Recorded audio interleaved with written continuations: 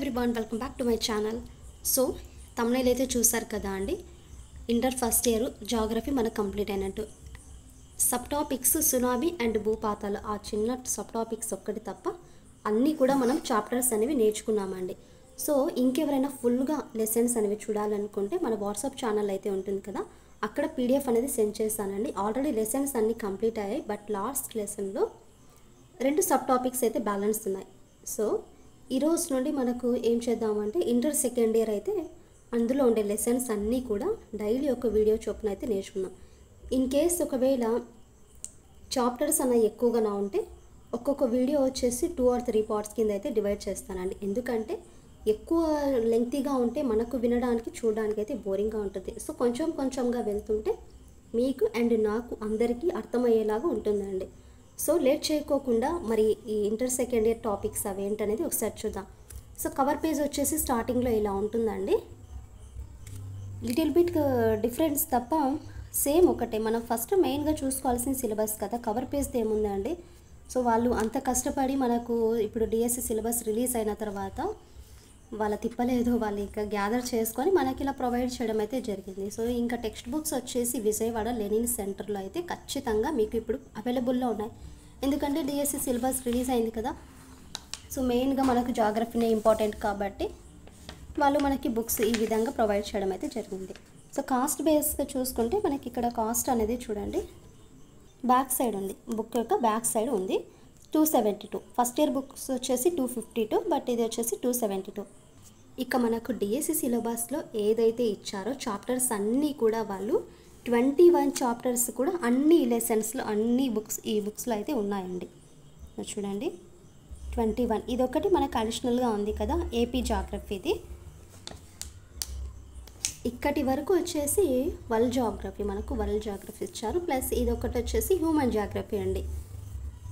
ఇవన్నీ కూడా world geography and ఇది వచ్చేసి ఇండియన్ జాగ్రఫీ. ఇక్కడి వరకు అయితే ఇండియన్ జాగ్రఫీ ఉంటుంది. ఇక్కడ మీకు ఇంకొక విషయం చెప్పాలి. ఇండియన్ జాగ్రఫీ అంటే మనకు old text book 10th class ఉంది కదా, అక్కడ చదివిన లెసన్స్ కూడా ఇక్కడ కూడా టచ్ అవుతాయండి. అంటే దానికి రిలేటెడ్గా ఉండే టాపిక్స్ ఇక్కడ ఉంటాయి. మీరు టెన్షన్ పడాల్సిన అవసరం లేదు. చాలా చాలా ఈజియెస్ట్. అరే మనం ఎక్కడో చదివామే అనే గుర్తుకు తెప్పించేలా ఉంటుంది ప్రతిదీ టాపిక్ కూడా ఇక్కడ.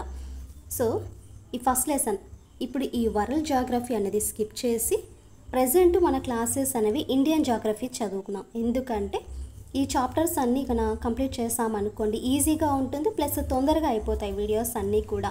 మనం రివిజన్ చేసినట్టు కూడా ఉంటుంది. 9th 10th 8th class geography ఉంటుంది కదా, వాటిని ఒకసారి రివిజన్ చేసుకున్నట్టు ఉంటుంది, ప్లస్ ఇవి నేర్చుకున్నట్టు ఉంటుంది. సో ఇవి కంప్లీట్ అయిన తర్వాత ఈ లెసన్స్ అనేవి నేర్చుకుందాం, ఓకేనా అండి. సో నేను చేసిన ఐడియా అయితే ఇది. ఇంకా మన క్లాస్ స్టార్ట్ చేయబోయే ముందు మీ నుండి నేను ఎక్స్పెక్ట్ చేసేది just like and share, subscribe to మాత్రమే అండి.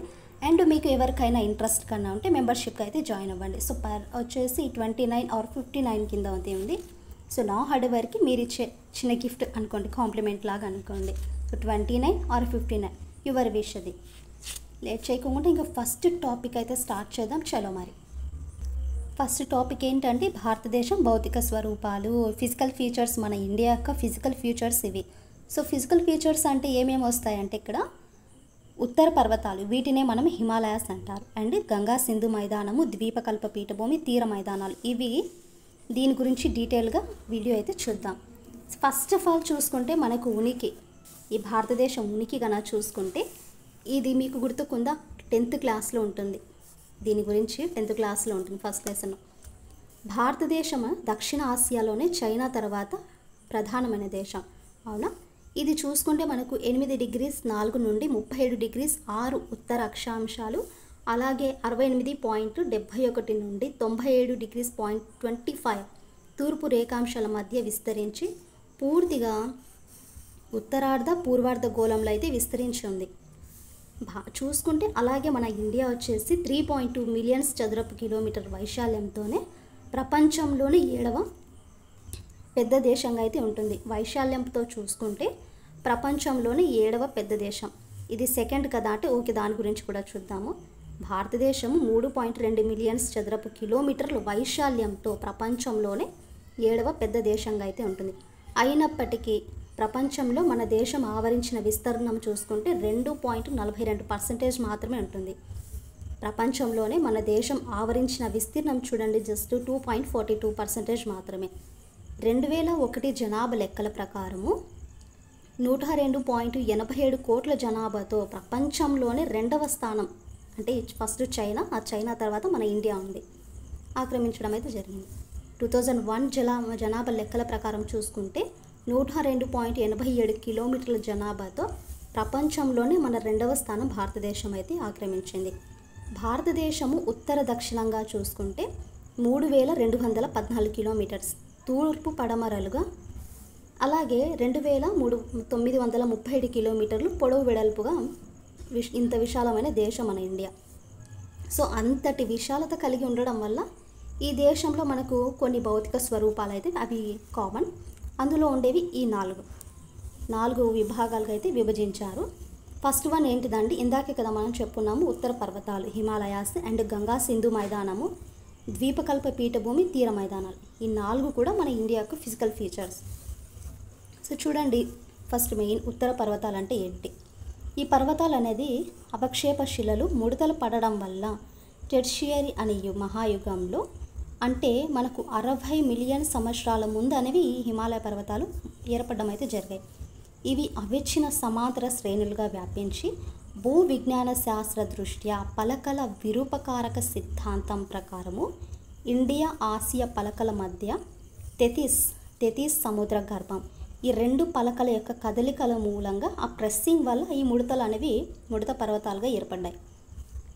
భూ విజ్ఞాన శాస్త్ర చూసుకుంటే ఈ పలకల విరూపకారక సిద్ధాంతం అనేది ఉంటుంది కదా, దాని ప్రకారం చూసుకుంటే ఈ ఇండియా ఆసియా పలకల మధ్య తెతీస్ సముద్ర గర్భం, ఈ 2 పలకల మధ్య కదలికల మూలంగా, సో ఆ కదలికల మూలంగా ఆ ఒత్తబడి ఈ ముడత పర్వతాలు అనేవి ఏర్పడ్డాయి.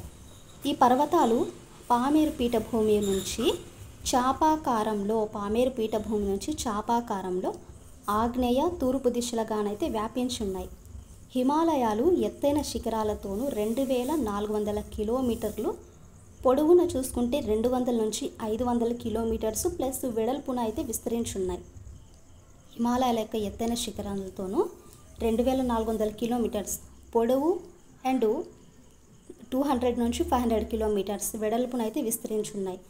ఇవి హిమాలయ కాశ్మీర్ ప్రాంతాలలో 500 కిలోమీటర్ నుండి అరుణాచల్ ప్రాంతంలో 200 కిలోమీటర్ యొక్క వెడల్పులో అయితే వ్యాపించున్నాయి. సో ఈ పర్వతాలనే ఉత్తర దక్షిణాలుగా 3 భాగాలుగా అయితే విభజించారు. అవేంటంటే ఇక్కడ చూడండి, ఫస్ట్ వన్ ఏంటంటే ఉన్నత హిమాలయాలు. మనకు ఉత్తరం దక్షిణం అలా 3 భాగాలుగా అయితే విభజించారు కదా. అందులో మొదటిది వచ్చేసి ఉన్నత హిమాలయాలు, సెకండ్ మధ్య హిమాలయాలు, థర్డ్ పర్వతపాద హిమాలయాలు లేక శివాలి కొండలు. ఇలా 3 భాగాలుగా ఉత్తరం దక్షిణాలు విభజించారు. ఈ ఉన్నత హిమాలయాలకే మరొక పేరు ఏంటంటే central Himalayas, greater Himalayas, Himadri inner and central Himalayas. ఈ పర్వతాలు మెయిన్గా హిమాలయ పర్వతాలలోకి వెళ్ళా అత్యంత ఎత్తైన ప్రాంతాలు ఏవండి ఈ ఉన్నత హిమాలయాస్ అనేవి. హిమాలయాల పర్వతాలకెల్లా అత్యంత ఎత్తైన ప్రాంతాలు. ప్రపంచంలో ఎత్తైన శిఖరం మనకు ఉంటుంది కదా మౌంట్ ఎవరెస్ట్. సో ఈ మౌంట్ ఎవరెస్ట్ కూడా అండ్ ఇతర ఎత్తైన శిఖరాలు ఏంటంటే first Kanchenjunga, Godwin Austen, Nanda Devi, ఇలా మొత్తం ఎగ్జామ్ ఉన్నాయి మనకి. ఈ పర్వత ప్రాంతాల్లోనే ఉన్నాయి. ఎక్కడ? ఈ ఉన్నత హిమాలయాల్లోనే mount Everest, next Kanchenjunga, Godwin Austen, Nanda Devi ఎక్కడ ఉన్నాయి? ఈ ఉన్నత హిమాలయాల్లో అయితే ఉన్నాయి. మరి వీటి యొక్క సరాసరి ఎత్తు చూడండి 5000 మీటర్స్ ఉన్నాయి. 5000 మీటర్స్ అబోవ్ అయితే ఉండొచ్చు. ఈ హిమాని నదులు అండ్ మనకి ఈ ఉన్నత హిమాలయాల్స్ అనేవి హిమాని నదాలు ప్లస్ కనుమలకు ఇవి పుట్టినిల్లులాగా. వీటికి హిమాద్రి లోపల హిమాలయాలు అని పేర్లు కూడా ఉన్నాయి. హిమాద్రి లోపల హిమాలయాలు అని పేర్లు కూడా అయితే వీటికి ఉన్నాయి. అండ్ నెక్స్ట్ వన్ చూడండి మధ్య హిమాలయాలు, సెకండ్ది ఇది మిడిల్ ఆర్ లెస్సర్ హిమాలయాస్. వీటిని మిడిల్ ఆర్ లెస్సర్ హిమాలయాస్ అంటారండి. ఈ హిమాలయాలకు హిమాచల్ పర్వత శ్రేణులని కూడా పేరుంది. సో మధ్య హిమాలయాలకు హిమాచల్ పర్వత శ్రేణులు అనేసి కూడా పిలుస్తారు. మరి వీటి యొక్క సరాసరి మన ఎత్తు అనేది ఎంత ఉంటుందంటే 3300 మీటర్స్ అండ్ అలా ఉంటుందండి. దానికి చూసుకుంటే 5,000 పైన ఉంటుంది కదా, అంటే ఉన్నత హిమాలయాలకు వచ్చేసి 5,000 పైన ఉంటుంది. మరి వీటికి ఉండే ఎత్తు ఎంత అంటే 3,300 నుండి 5,000 వరకు అయితే ఉంటాయి. ఈ హిమాచల్ ప్రదేశ్, పంజాబ్, నేపాల్ ఈ హిమాలయాల్లోనే ఏర్పడ్డాయి, మధ్య హిమాలయాస్లో. ఈ శ్రేణులు వేసవిడిది ప్రదేశాలైన ముస్సోరీ, సిమ్లా, డార్జిలింగ్, నైనితాల్ మొదలైన వాటికైతే ప్రసిద్ధి. అంటే ఈ మధ్య హిమాలయాస్ ఉన్నాయి కదా, మనకు సమ్మర్స్లో మనం వెళ్తుంటాం కదా ఇలాంటి ప్లేసెస్కి, ముస్సోరీ అండ్ సిమ్లా, డార్జిలింగ్, నైనితాల్ ఇలాంటివన్నీ కూడా వీటిలో చెప్పుకోదగినవి. అండ్ థర్డ్ది చూడండి, పర్వత ప్రాంతం లేక శివాలిక్ కొండ. ఔటర్ హిమాలయాస్ ఆరు శివాలిక్స్. వీటినే హిమాలయ పాదగిరులు అని కూడా అంటారు. వేటిని అంటారు హిమాలయ పాదగిరులు అంటే? ఇక్కడ చూడండి, పర్వత పాదగిరులు అనేసి అంటారు. పర్వత ప్రాంతం లేదా శివాలిక్ కొండలు, కన్ఫ్యూజ్ అవ్వాలి. శివాలిక్ కొండలే ఈ పర్వత ప్రాంతం, ఓకేనా. మరి వీటి ఎత్తు వచ్చేసి చాలా తక్కువగా ఉంటుంది అండ్ ఇవి దక్షిణం వైపు విస్తరించి ఉంటాయి. మరి ఎత్తు చూసుకుంటే ఓన్లీ 600 మీటర్స్ నుండి 1,500 మీటర్స్ వరకు అయితే ఉంటాయండి. ఈ శివాలిక్ కొండలు వచ్చేసి 600 మీటర్స్ నుండి 1,500 మీటర్లు మాత్రమే ఉంటాయి, తక్కువగా ఉంటాయి. మరి ఈ పర్వత శ్రేణుల మధ్య సమతలంగా కొన్ని లోయలు అయితే ఉంటాయి. ఈ శివాలిక్ కొండలు ఉంటాయి కదా, సో వాటి యొక్క మధ్య వచ్చేసి కొన్ని లోయలు అనేవి ఉంటాయి. వాటినే మనం డూన్స్ అంటాం. అంటే ఫర్ ఎగ్జాంపుల్ డెహ్రాడూన్ ఉంది కదా, దీనిని బట్టి డూన్లు అంట, ఆ లోయలను డూన్ అంటాం కదా, దానిని బట్టి డెహ్రాడూన్ అనే పేరు వచ్చింది. ఈ లోయ ప్రాంతాలు నదులు తీసుకొచ్చిన ఒండ్రుమట్టి ఇసుక గులకరాల సమూహంతో ఏర్పడ్డాయి. వీటినే బాబర్ అన్న పేరుతో పిలుస్తారు. అంటే ఈ ఒండ్రుమట్టి ఇసుక గులకరాలు అనేవి ఉన్నాయి కదా, ఆ వాటినే బాబర్ అనే పేరుతో అయితే పిలుస్తారు. అండ్ చూడండి, ఇక్కడ తూర్పు పడమరలుగా హిమాలయాలు మళ్ళీ 4 విభాగాలుగా అయితే విభజించారు. అవేంటంటే పంజాబ్ హిమాలయాలు, కుమావు హిమాలయాలు, నేపాల్ హిమాలయాస్, అస్సాం హిమాలయాస్. ఇలా అక్కడ చూసుకుంటే మనకి ఏంటంటే ఇక్కడ మీరు కన్ఫ్యూజ్ అయ్యే విషయం ఏంటంటే, ఫస్ట్ ఇక్కడ ఈ 3 ఉన్నాయి కదా, అవి 3 వచ్చేసి మనకు నార్త్ అండ్ సౌత్కి అయితే డివైడ్ చేస్తారు. నార్త్ అండ్ సౌత్కి డివైడ్ చేస్తారు. ఇక్కడ ఉండేవి చూడండి, ఈస్ట్కి వెస్ట్కి డివైడ్ చేస్తారు. ఈస్ట్కి వెస్ట్కి డివైడ్ చేయడం అయితే జరిగింది. సో ఇవి చూసుకుంటే తూర్పు పడమరలుగా ఉండే హిమాలయాస్ 4, మరి ఉత్తరం దక్షిణంగా చూసుకుంటే 3. గుర్తుంచుకోవాలి, ఓకేనా. పంజాబ్ హిమాలయాస్, కుమావున్ హిమాలయాస్, నేపాల్ హిమాలయాస్ అండ్ అస్సాం హిమాలయాస్ ఇవన్నీ కూడా తూర్పు పడమరలుగా ఉండే హిమాలయాస్. ఫస్ట్ వన్ ఏంటి? పంజాబ్ హిమాలయాస్. సో ఇది చూసుకుంటే మనకు 560 కిలోమీటర్స్ పొడవు అయితే ఉంటుంది. మెయిన్గా చూసుకుంటే సింధు, సట్లెజ్ నదుల ఇందులో అయితే విస్తరించున్నాయి. ఈ పంజాబ్ హిమాలయాస్లోనే సింధు అండ్ సట్లెజ్ నదులు మధ్య విస్తరించున్నాయి. ఇందులో చూసుకుంటే కారకోరం, లదాఖ్, జాస్కర్, పీర్ పంజాల్ హిమాలయ శ్రేణులు అనేవి ఉంటాయి. ఇక్కడ ఈ పంజాబ్ హిమాలయాస్లోనే కారంకోర్ అండ్ లదాఖ్, జాస్కర్, పీర్ పంజాల్ అనే హిమాలయాల శ్రేణులు అనేవి ఉన్నాయి. ఈ పర్వత ప్రాంతాలు పెద్ద హిమాని నదాలైన సియాచిన్ అలాగే బెలుస్తాన్లకి ప్రసిద్ధి ఈ పంజాబ్ హిమాలయాస్. అండ్ నెక్స్ట్ చూడండి, కుమావు హిమాలయాస్. ఈ ప్రాంతం చూసుకుంటే 320 కిలోమీటర్స్, ఇది చూసుకుంటే 560, ఇది చూసుకుంటే 320. ఈ పర్వత భాగం వచ్చేసి 320 కిలోమీటర్స్ ఉంటుంది. ఈ పొడవు అనేది కలిగి ఉంటే ఇందులో నదులు చూసుకుంటే సట్లెజ్ అండ్ కాళీ నదుల మధ్య విస్తరించున్నాయి. ఇందులో వచ్చేసి సింధు అండ్ సట్లెజ్. ఇక్కడ చూసుకుంటే సట్లెజ్ అండ్ కాళీ నదుల మధ్య ఈ హిమాలయాస్ పర్వతాలనే విస్తరించున్నాయి. హిమాచల్ ప్రదేశ్, ఉత్తరాఖండ్ రాష్ట్రాలు ఈ పర్వత ప్రాంతాల్లోనే విస్తరించి ఉంటాయి. ఏవి? హిమాచల్ ప్రదేశ్ అండ్ ఉత్తరాఖండ్. గంగోత్రి, యమున, హిమాని నదాలు ఈ ప్రాంతంలోనే ఉంటాయి. అండ్ ఇక్కడ చూసుకుంటే సట్లెజ్, కాళీ నదుల మధ్య అయితే విస్తరించున్నాయి. బట్ మనకు గంగోత్రి అండ్ యమునోత్రి ఈ హిమాని నదాలు కూడా ఈ ప్రాంతంలోనే ఉన్నాయి. నందాదేవి అనే శిఖరం ఉంది కదా, ఈ నందాదేవి శిఖరం అనేది కూడా ఈ కుమావు హిమాలయ శ్రేణులలో అయితే ఉన్నది. దీని ఎత్తు చూడండి, 7,817 మీటర్స్ అయితే ఉంటుంది ఈ నందాదేవి. Third one Nepal Himalaya, Assam Himalayas, Nepal Himalayas. 2 అయితే నేర్చుకున్నాం కదా. ప్రెసెంట్ వచ్చేసి నేపాల్ హిమాలయాస్. ఈ హిమాలయాస్ వచ్చేసి కాలి, తీస్టా నదుల మధ్య విస్తరించున్నాయి. మనము బిట్టు ప్లస్ ఇలాంటివన్నీ చూసుకునేటప్పుడు ఇక్కడ నదులు ఏమిచ్చారు, వేటి మధ్య అయితే విస్తరించున్నాయి, ప్లస్ ఇందులో ఏవేవి నదులు ప్రవహిస్తున్నాయి, ఏ ఏ శిఖరాలు అనేవి ఉన్నాయని కంపేర్ చేసుకుంటూ చూడండి.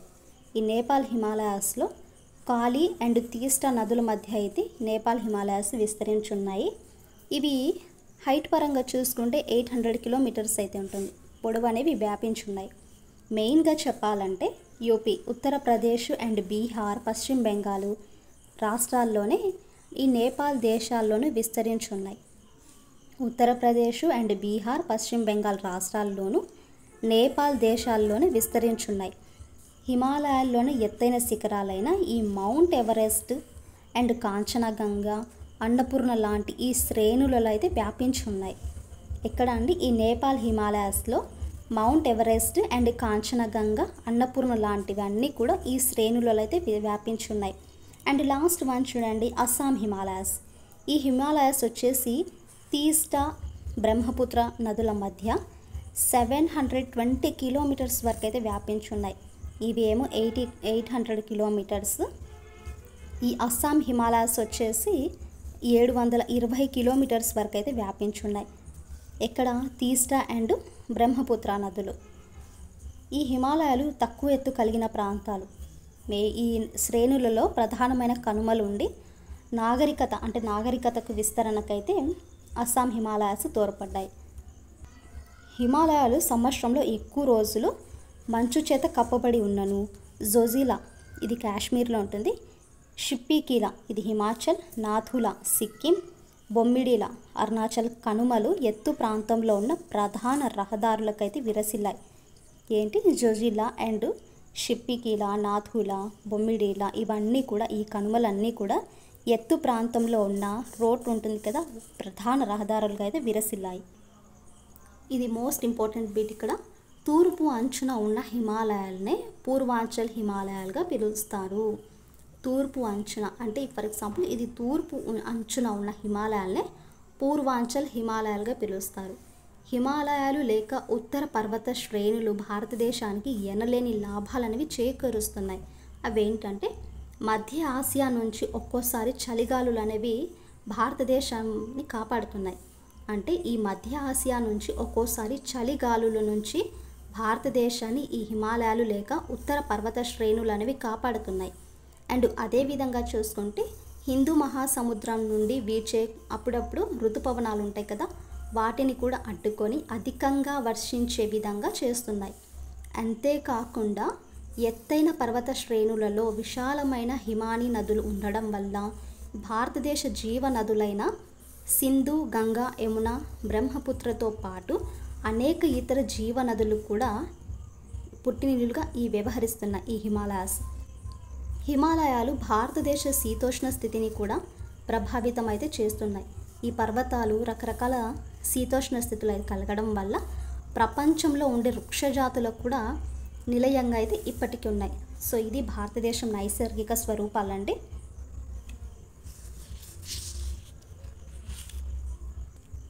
ఈ రోజుకి మనము ఇంతవరకు అయితే నేర్చుకున్నామండి. ఎందుకంటే ఇప్పటికే వీడియో 20 మినిట్స్ అనుకుంటాను, మేబీ ఉండొచ్చు. సో హిమాలయాస్ వరకు అయితే నేర్చుకున్నాం. క్లియర్ కట్గా మీకు అర్థమైందని అనుకుంటున్నాను. అండ్ నెక్స్ట్ వీడియోలో వచ్చేసి గంగా సింధు మైదానం, పీఠభూమి, తీర మైదానాలు, ఈ చాప్టర్స్ గురించి అయితే నేర్చుకుందాం. ఐ హోప్ మీకు క్లాస్ నచ్చిందనేసి అనుకుంటున్నానండి. ఖచ్చితంగా మీకు నచ్చిందంటే ఫీడ్బ్యాక్ మాత్రం నాతో షేర్ చేసుకోండి.